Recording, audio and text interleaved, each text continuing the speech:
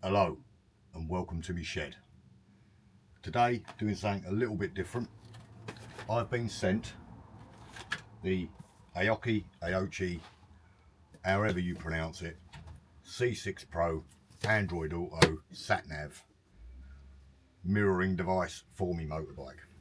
The reason why it's going to be a little bit different is I'm a ham-fisted spedoofer and I'm going to be putting this on my bike, so it could go very wrong. Don't normally do unboxings, but I will show you what the kit comes with because it's quite comprehensive, I think.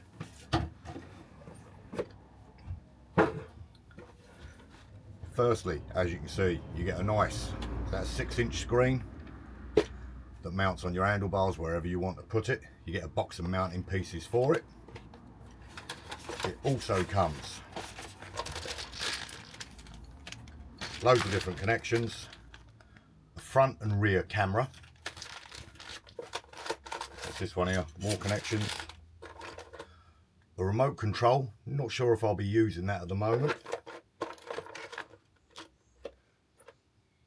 That's a power supply box that you attach to your battery or wherever you're going to put it. A sun visor, which is very helpful, and some spare leads to connect your cameras and all of the power and jibber jabber stuff.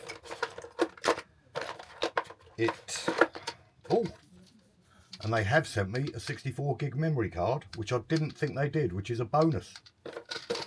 It also comes, this is all going to go wrong when I put this down. I'm probably going to smash it before I start. As previously mentioned, I'm a ham-fisted spedoofer.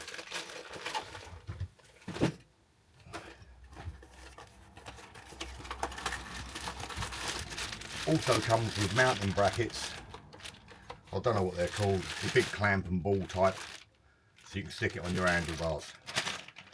I'm going to get to work putting it on that bike and see how it works. The idea is it gives you a dash cam, front and rear, and also links to your phone, so you've got all your Spotify, any podcast apps, navigation apps, etc., all in one place on your bike.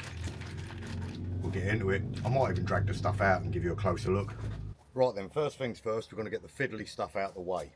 Below me, what you may or may not be able to see is gravel. If I drop any of these screws, you're going to hear a lot of swearing and I might get a little bit stabby with a little screwdriver. I'm going to put the memory card in, which is these two tiny little screws at the bottom. So tiny that my smallest screwdriver does not fit.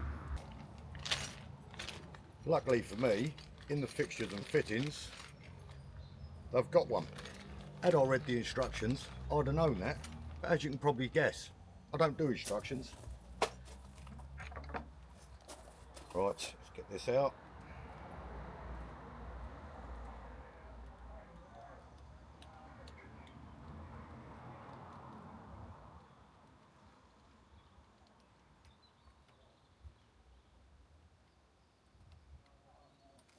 Oh.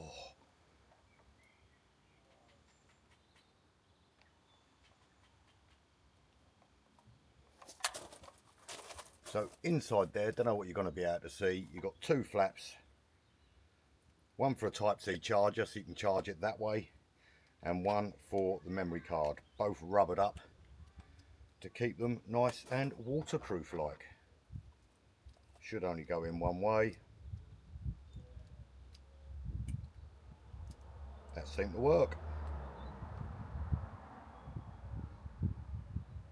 Put that back on, which is fiddly. In case you're looking at me shaking your head, I've got a duff hand. Excuses, excuses. Then I'll put that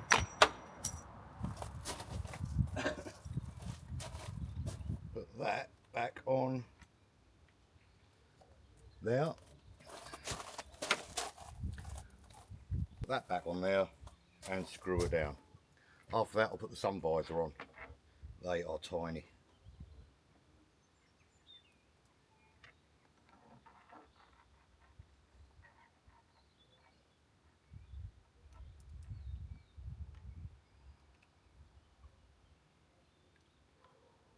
Hate this. I know I should put a sheet down or something below me, but why make stuff easy, eh?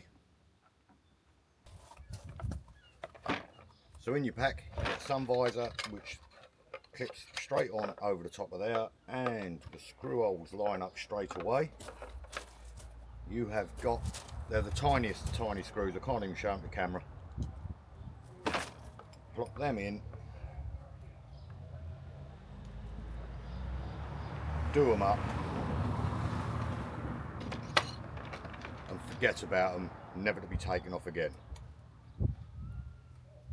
until I take the thing off. And they give me this screwdriver.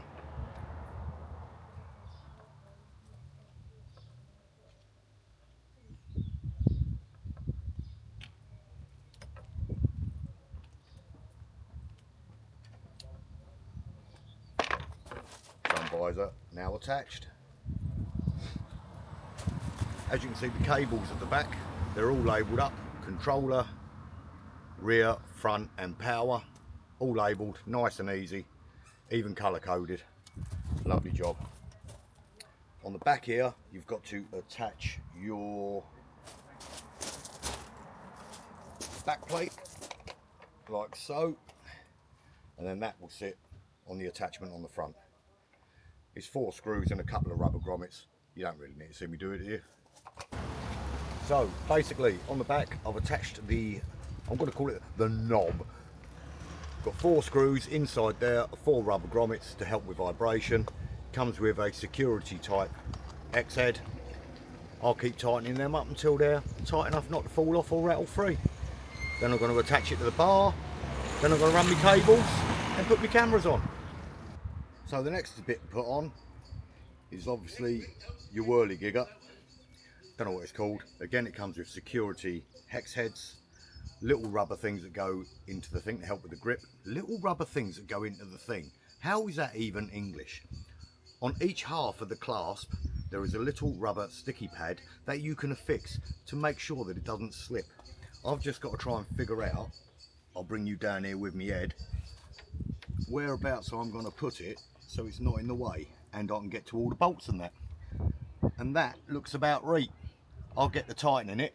It's a man screwing up a hex head. So this is now on fairly securely. I had to enlist the help of my son because I do have a cack hand. As you can see, that bit there obviously sits on there. That bit there will sit on there. Again, it is a security screw. I'm going to get the screwing that on. I'll show you it mounted. It's someone using an Allen key. That is going to be a theme of this video. Me just saying it's someone using an Allen key. My boy's holding the camera now, so I can't even get him to help off of camera. There we go, right. Over under, how many times am I going to drop this Allen key? Are you filming me or is it my ear it's filming? Filming your head and the rest of you, yeah. Right. So, as you can see now, that is how it looks. If I straighten that so it's straight with the handlebars, that's how it looks on the bars. That's actually pretty good, that, isn't it? Oosh! Just something to note. As you can see there, that ball head wobbles a little bit in the actual housing itself. Now, you can tighten that before you do it up. I didn't realise it was loose because it didn't look loose. I'm not undoing all of these to tighten that up, so I'm just going to live with it until I can live with it no more. Just pointing it out because that's what I do. I don't make shizzle up. So next to install, we have got 2 cameras. I've already put the clips on. They come with sticky pads that you put on here so you can just plop them up wherever you want them. Extra cables. What you will see on there, hopefully, is a dot. Dot means up. So you can tighten these and loosen these as and when you've got them into place. You then thread the wires through, up and to the screen. I'm going to place one at the front, one at the back, show you what they look like once they've been replaced, just placed, and we'll go from there. So as you can see with that little yellow thing there, I have run the wires, kept them as tidy as I can, underneath the fairing, going up into the head unit. And then this with the sticky pad is going to get stuck on the underside of that. Nice and square. Push and hold it. Make sure it's nice and square, not going to come off. Lovely job. Then we will connect the two yellow wires. So as you can see, they only fit one way. Fit them in, we'll screw that up. We will pull the excess through, he says.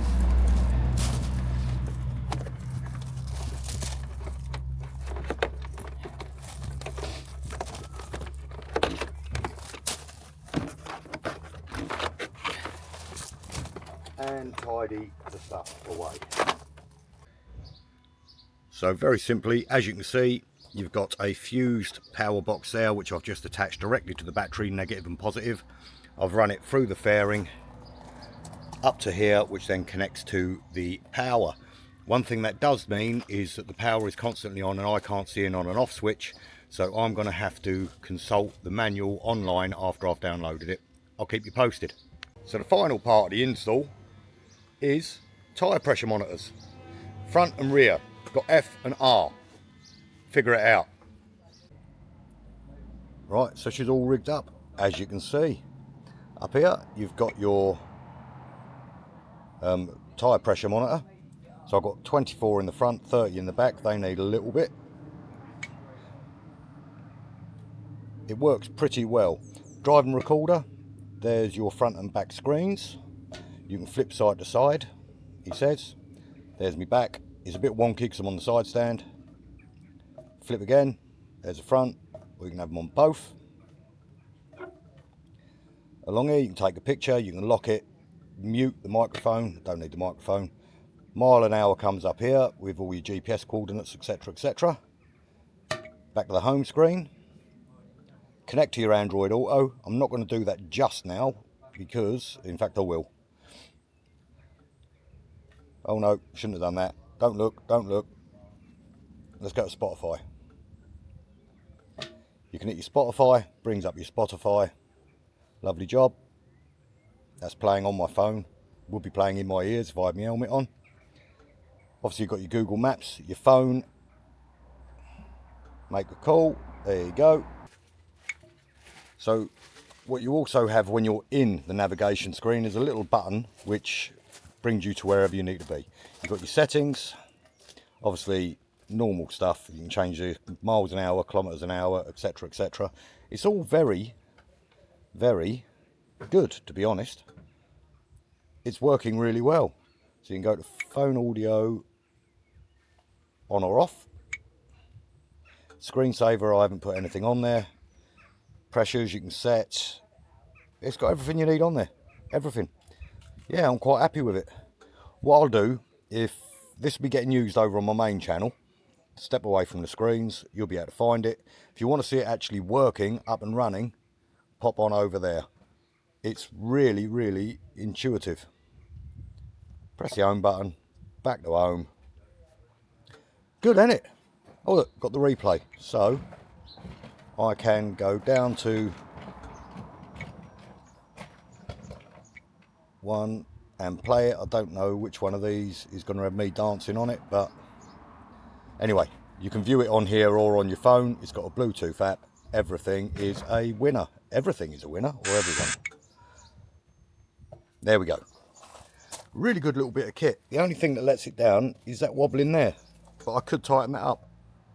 I may well tighten that up, but it does mean undoing them bolts with my claw. Really not a bad bit of kit. I'm going to get to work with tarting up the rest of my bike now. Till next time. Ta-ra.